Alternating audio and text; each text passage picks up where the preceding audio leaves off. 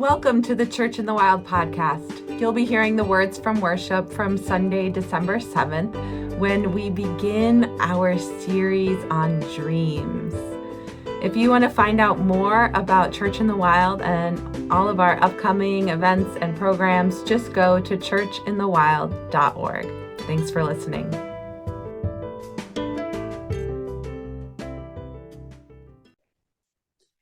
Hi, I'm Barb, and in keeping with the theme of dreams, nature can play a part in people's dreams. And when it does, it can have a variety of meanings. And the way you feel during the dream also plays a part in what they might mean, not just what the dream is about, but what that makes you feel while you're dreaming it. So Carl Jung was a Swiss psychiatrist who founded a study called analytical psychology. And he used mythology and spirituality and dreams to explore the human psyche and help people with self-discovery. And he believed that nature represents our instinctual self, a more primal part of ourselves. And so dreaming about nature might be a call for us to reawaken some of our more deeply buried instincts. It can connect us to our ancestral human experience as well. And a quote of his that I really like says, "Whenever we touch nature, we get clean. People who have got dirty through too much civilization take a walk in the woods or a bath in the sea. Entering the unconscious, entering yourself through dreams, is touching nature from the inside. And this is the same thing. Things are put right again." I really love that idea of nature, touching nature from the inside when we're dreaming about nature. And in that way, a dream about nature might have the same calming, restorative effect on us that a walk in nature can have. The specific elements of the dream may be significant symbols too. A focus on trees in a dream can signify personal growth and also grounding yourself by forming roots. A dream focused on large bodies of water like the ocean can represent the vast unconsciousness. And if you feel calm or happy during that kind of a dream, it can represent the treasures below the surface. If you're feeling anxiety, it can represent the dangers that lie beneath the surface. Dreaming about wide open meadows and fields can be a way for people who live in cities surrounded by concrete to compensate for that and immerse themselves in the freedom that they're missing in the waking world and to help to soothe their stress. Dreaming about certain animals might be a call to embrace the characteristics that the animal represents. So the independence of an eagle, for example, if there's an eagle flying around in your dream, or the gentleness of a deer. Flowing water, like whatever characteristic you would associate with a bear, that could be what you're supposed to embrace. Flowing water like rivers can represent change and the flow of life. And if the water is calm, we may be more at peace. If the water is turbulent and muddy, it might mean that struggles and negative emotions are being dealt with, and that's why we're having that dream. If there's boulders or something else that are blocking the flow of the river, that can be a sign that we're dealing with obstacles that are keeping us from following the path that we're on. And dreams about nature can be a way for our minds to connect to our childhood too, where we might have spent a lot of time playing outside, exploring the woods or swimming in lakes and ponds. And the dreams can transport us back to a time when we had simpler lives and give us a break from our adult worries. I was thinking about any kind of recurrent nature dream I have, and I've had recurring dreams about tornadoes from time to time over the years. So I looked that up to see what that might mean. And what they say about that is dreaming of tornadoes often symbolizes feeling overwhelmed, out of control, or facing sudden chaotic changes in your life. The specific meaning depends on your feelings in the dream. Feeling fear points to anxiety, while being in the eye of the storm can suggest finding calm amidst the chaos. And in my situation, when I'm having that dream, I always feel fear. So that would line up with my tendency towards being an anxiety-ridden person. So that makes sense. But even just spending a day in nature that brings us happiness can become woven into our dreams that night, because our minds need to continue that feeling that we had earlier. And Jung believed that the psyche needs to be immersed in peace, and our dreams about nature help provide that as a balm for what we experience in the waking world.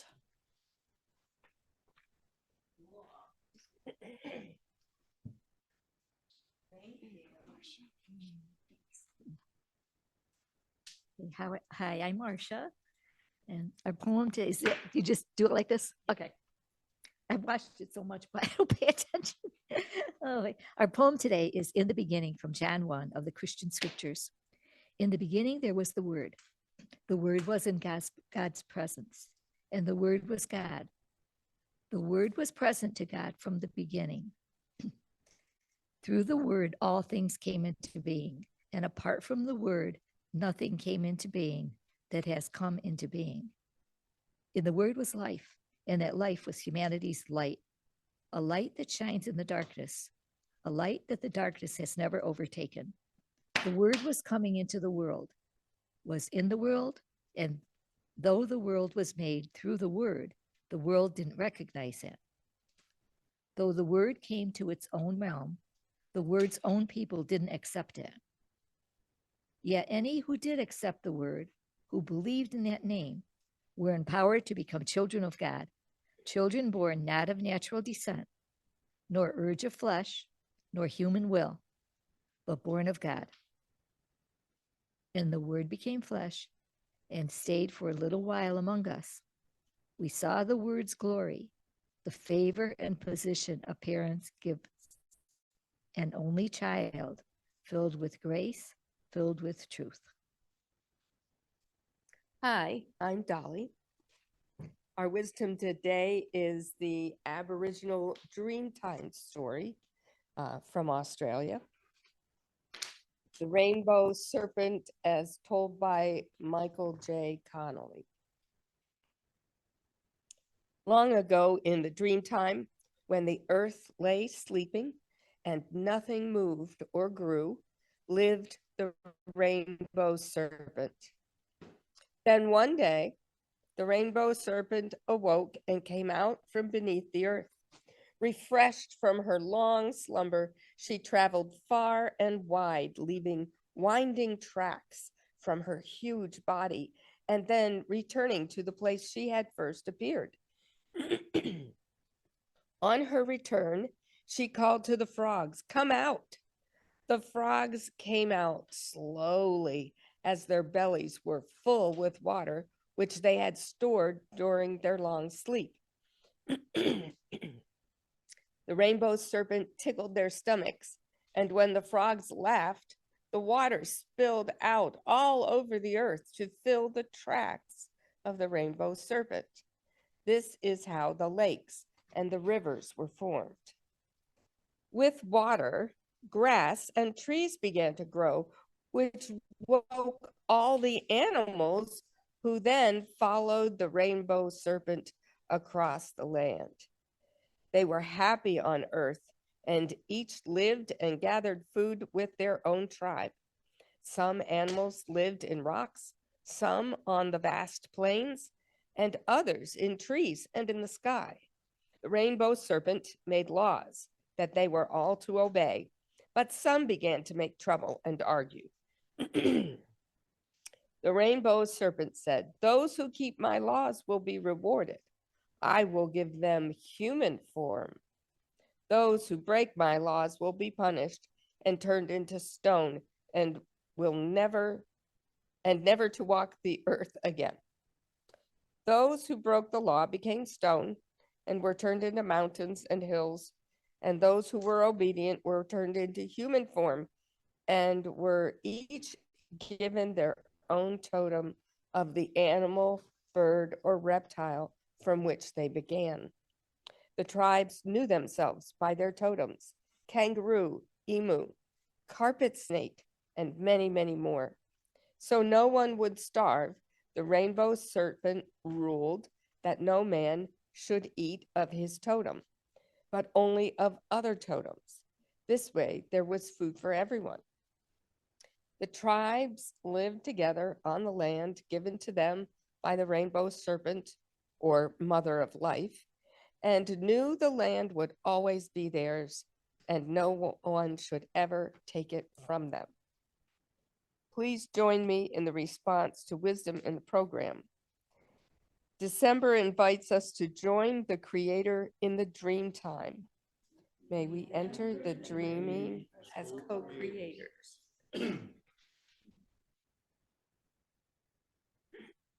Thank you. Oh, are we ready to get dreamy? Yeah.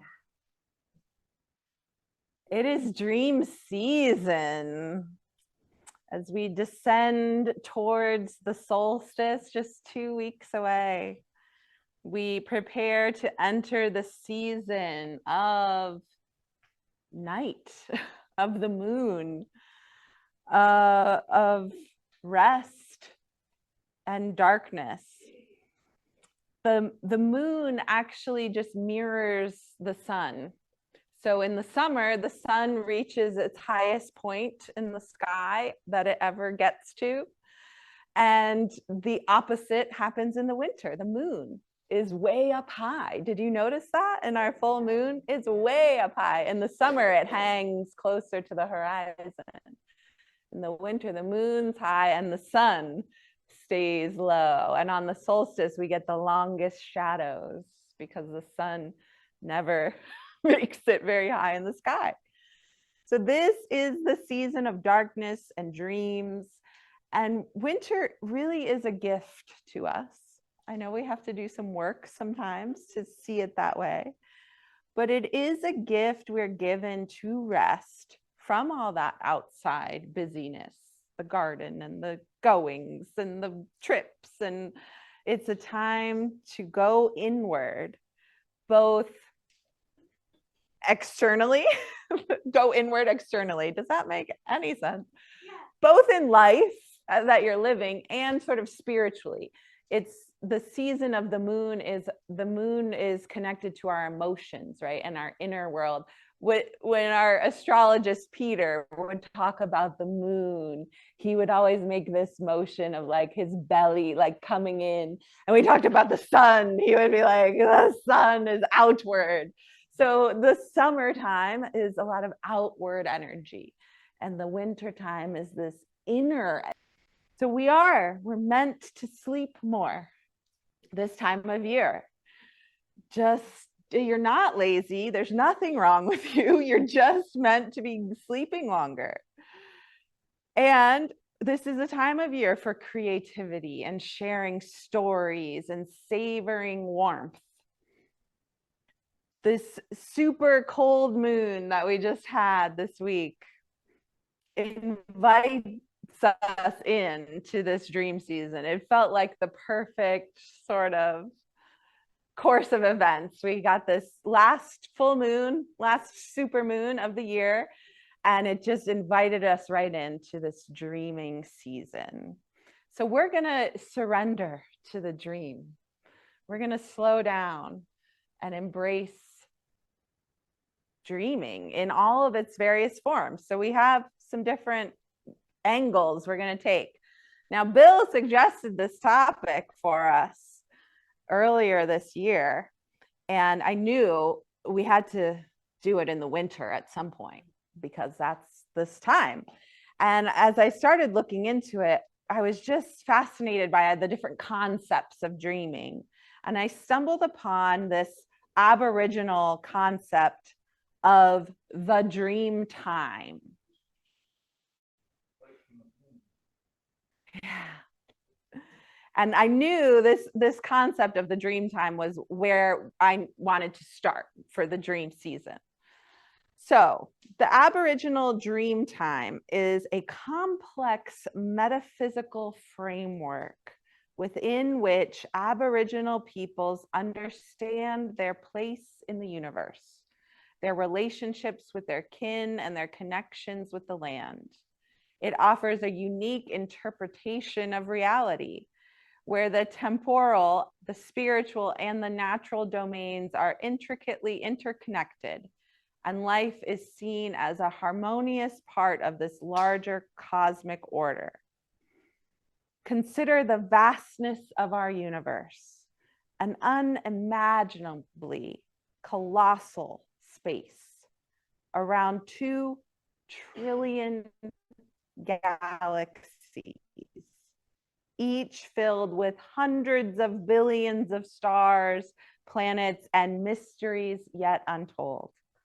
Our Earth, though significant to us, is just a speck in this infinite cosmic canvas. This expansive view of the universe echoes intriguing parallels with Aboriginal Dreamtime, a spiritual reality that forms the foundation of the universe. The Dreamtime is not confined to a singular linear point of reference. It's a holistic, encompassing dimension that ties together past, present, and future in a continuum of existence and experience.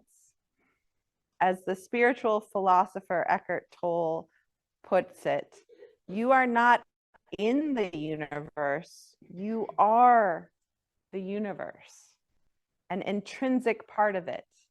Ultimately, you are not a person, but a focal point where the universe is becoming conscious of itself.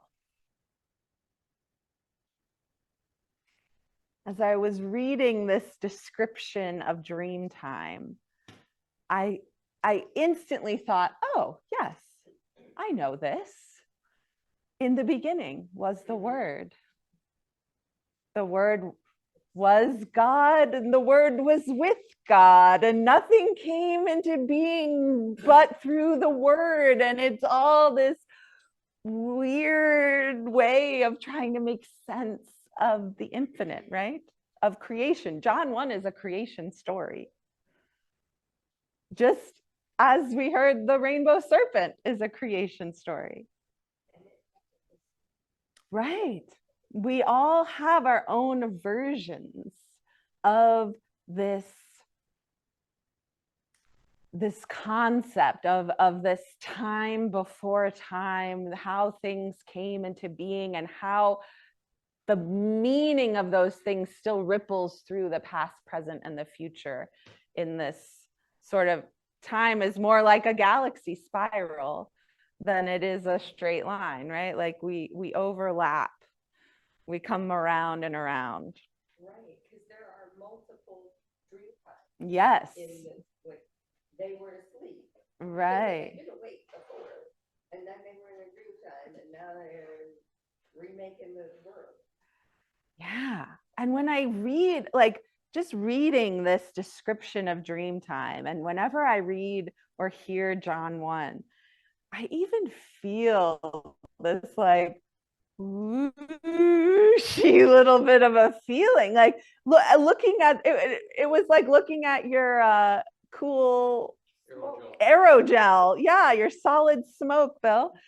It sort of is like this trippy experience of your brain trying to wrap itself around these gigantic cosmic ideas. And so when I started, then that's what triggered that thinking, is I had that same sort of feeling as I was reading about Dreamtime, like, oh yeah, this is John 1. I get that same like wow in my head about it. And it makes me feel, it almost feels like you're in a dream as you hear these stories told to you over and over again. You feel the words just sort of wash through you, like you can't quite grasp what they mean, but they feel significant. It feels like you're in a dream. Now, an important note about Aboriginal Dreamtime is that this name for it is a European translation. Other words could have been used, like eternal or the every when. I love. those have been other suggestions. But none of them really, it's sort of a concept that's hard to translate, right, into other languages. But dream time, or the dreaming, is sort of what white European colonists settled on when trying to understand this concept from the Aboriginals. And so when I thought about that dreamy feeling I get when I hear these ancient stories, whether they're from Australia or the Middle East or wherever these ancient stories come from, or the Fertile Crescent, you know, Genesis, I feel the same sort of cosmic mind trip around them. And I realized as I was writing this message, that's the same feeling I have around rituals of old, that we all practice this time of year. Decorating the tree, singing Silent Night on Christmas Eve with candles. They all feel like an echo or deja vu, or, you know, you just get in that moment of dreaminess around these little pockets of ritual during this season. And I wondered if, am I the only one? Do other people have traditions or rituals like that that make you just feel dreamy? Christmas always does for me, especially when I think about what it was like when I was a kid. You know, that's when you really believed in magic. Yeah. You know, it was ethereal. Everywhere you looked, you know, it was Christmas, and it was magic, and you could actually feel the electricity in the air. You know, and then the night before Christmas, forget about it. You know, there was no sleep there. No dream time. Yeah. There is something about Christmas. When I was a kid, the day we got the Christmas tree, which was usually a week before Christmas, and it would be a weekend always, and so there would be a fire in the fireplace in the room where we had the Christmas tree. And my favorite thing to do was, after that was all lit and decorated, it was night, go in there, the embers of the fire, and just the Christmas tree, not turn any lights on, and sit in there and just think, wow. It would just be like, whoa, like you were in a dream. Already. Right. This is the dream.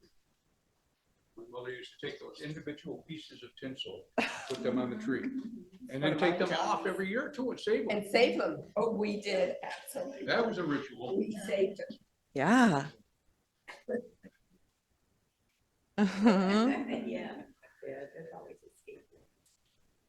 Are there other rituals for you this time of year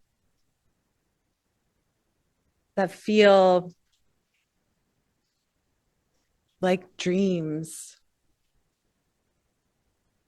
Young men so see visions, and your old men so see dreams. Mm-hmm. Easter sunrise service. Oh, yeah. And sometimes it's like, I enjoy, as a pastor, I've done a lot of tenebrae services, and I kind of mix them with the Way of the Cross and do a lot of theatrics with it. But this is kind of a otherworldly thing that's kind of cool. There are these moments that just feel like a portal. Communion, yeah. You can feel the energy that these rituals carry with them. I can feel that millions of people are doing this same thing now or this week, you know, putting up the Christmas tree, decorating. You can feel the collective energy of that movement. And billions more have done that throughout history. And billions more will do it into the future. And by doing these things each year now, with all of our little micro variations, sure, but just being a part of humanity's movement and attention, and even all of our animal cousins, right? Our plant elders are all focused in the same direction, this inward movement. The rituals of the dream season help us get a glimpse of this eternal dream time. And as we think about our holiday celebrations and even the celebrations that have been happening before Christmas was a thing, before the birth of Jesus, the winter solstice is the longest celebrated holiday in human history.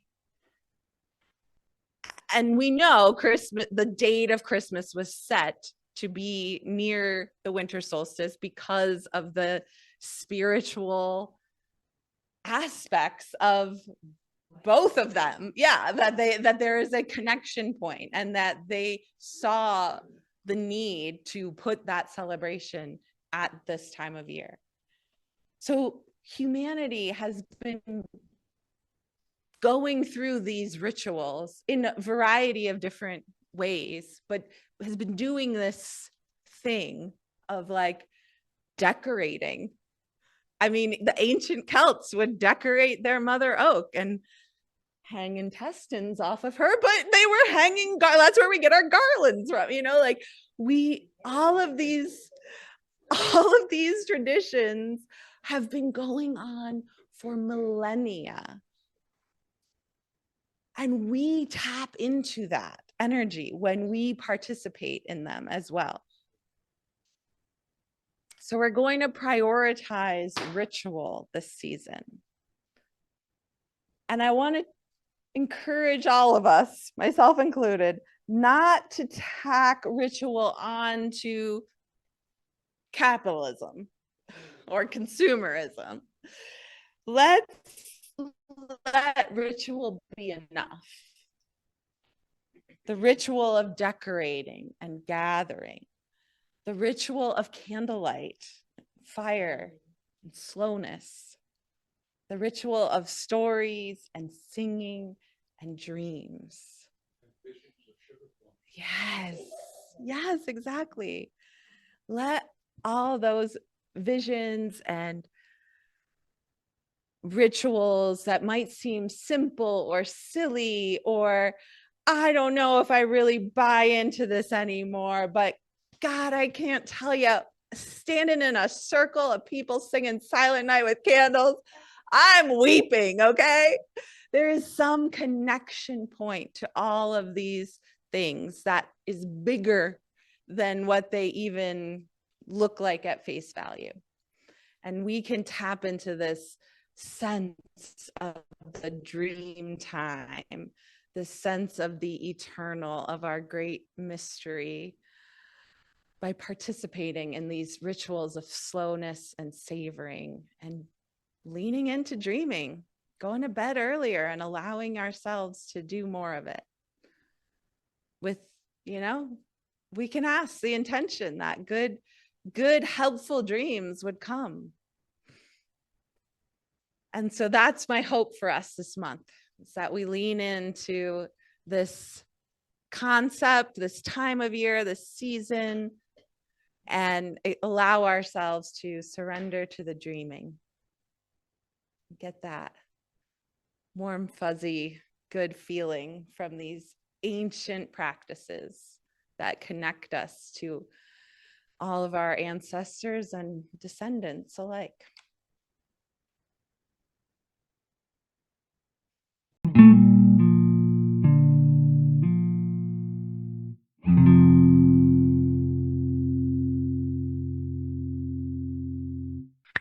I am going to invite you in that room and anybody on Zoom that wants to dim their lights a little bit. I'm going to dim my light because you don't really need to see me. And I'm going to invite you to take those heavy things that we were just talking about and any other heavy things that you're carrying. And imagine that you can put them in your hand and set them on a little imaginary side table next to you. We're not pretending they don't exist. We're just getting a little bit of distance from them for the moment.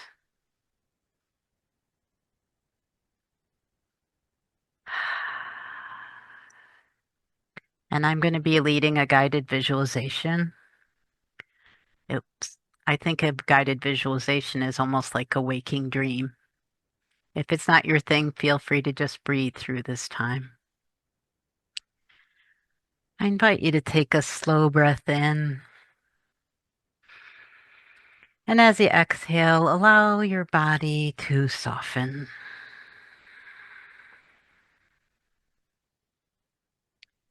Take another breath in. Let your shoulders loosen, your jaw unhinge a bit. The muscles around your eyes and forehead soften.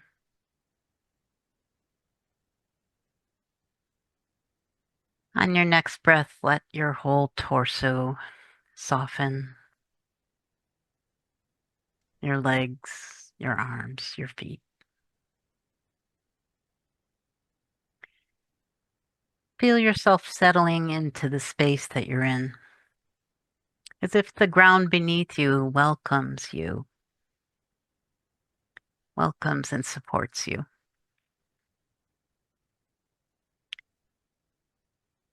Now imagine a soft darkness gently gathering around you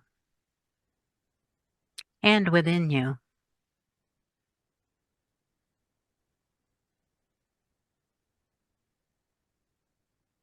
Coming in sort of like the fog, but it's a very safe place. This is a velvety, comforting dimness, like twilight.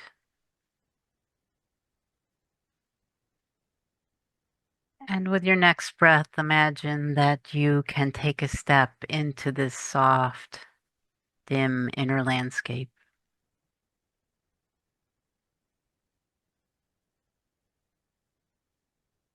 You are relaxed and safe. There's a small campfire that warms you.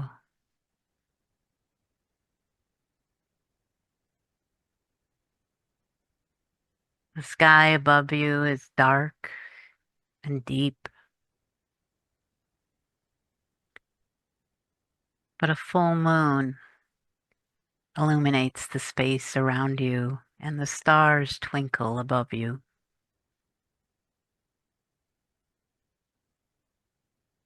You notice the scent of the campfire, and under that, the piney scent of nearby evergreens.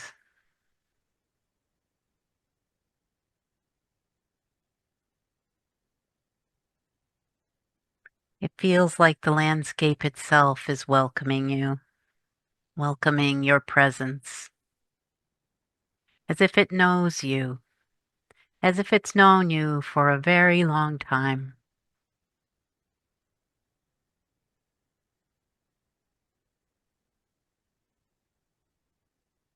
You're in the realm of dreamtime, of story, of memory older than your own lifetime.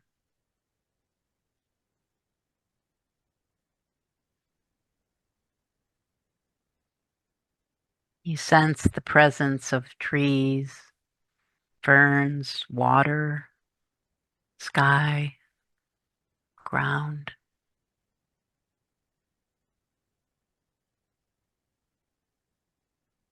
Perhaps you also sense the presence of ancestors who've walked before you, ancestors of blood, of culture, of spirit, beings who once trusted the guidance of the night and dream time, just as you are now. There's a quiet intelligence here, something deeper than time.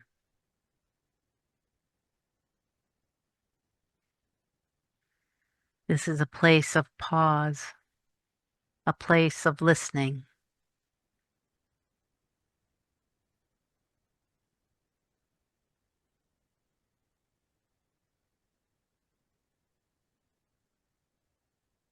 Feel the silence around you, not an empty silence, a full silence,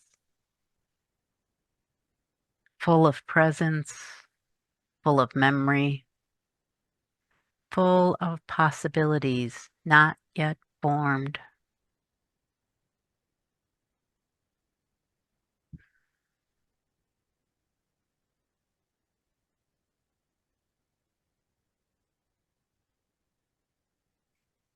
Notice if one presence in particular seems to be inviting your attention.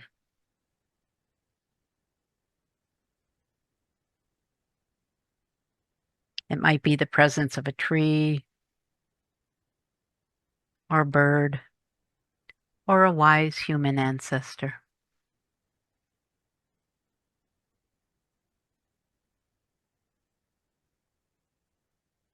You may not see a shape, but instead sense the gentle weight of their intention, attention, steady, kind, unhurried. And if you don't sense anything in particular, don't force anything, just stay in that place of fullness of silence. If you have sensed a connection with some presence, it offers you something. Maybe a sense of grounding, some guidance, or just a feeling of being deeply accompanied. Let yourself receive whatever is offered. There is nothing to figure out. Just let it rest within you like a seed held in the soft earth.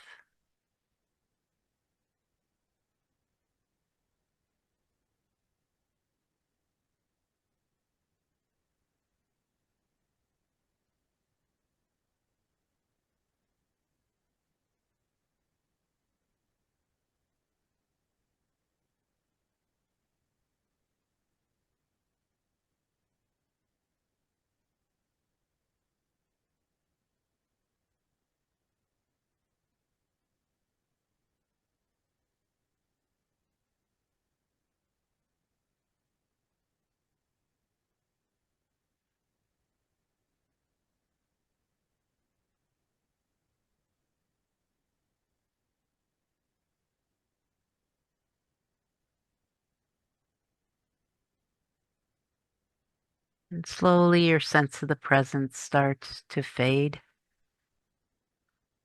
And you know it's now time to leave this Dreamtime world, but that you can return. And as you prepare to leave this moonlit clearing, thank the presence for anything you might have received. And know that this Dreamtime realm is always here, just beneath the surface of waking life. It's a landscape within you, where intuition speaks softly, where ancient wisdom lives in quiet forms, where the unseen supports you in your becoming.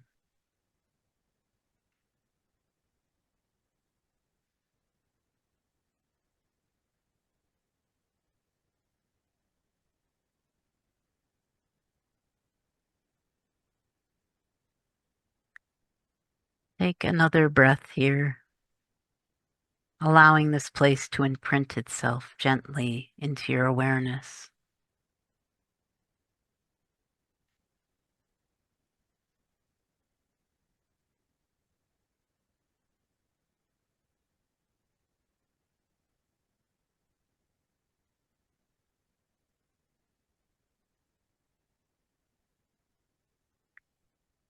And when you're ready, slowly, slowly bring your attention back into your own body. Feel the weight of your arms and legs, the steadiness of the ground beneath you, the room around you.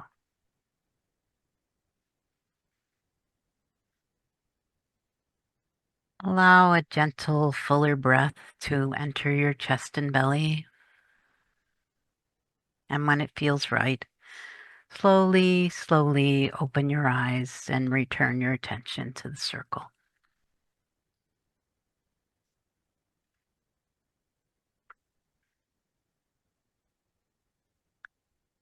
And if it feels right, set an intention to carry with you a thread of this Dreamtime wisdom, quiet and steady, and allow it to weave itself into your waking day. May it be so.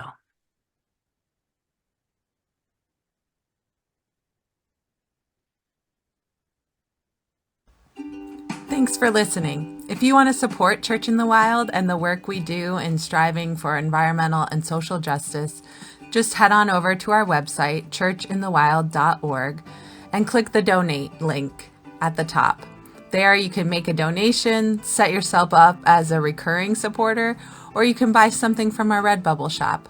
We're so glad you're with us on this journey, following the Spirit through creation, adventure, and restoration. Until next time.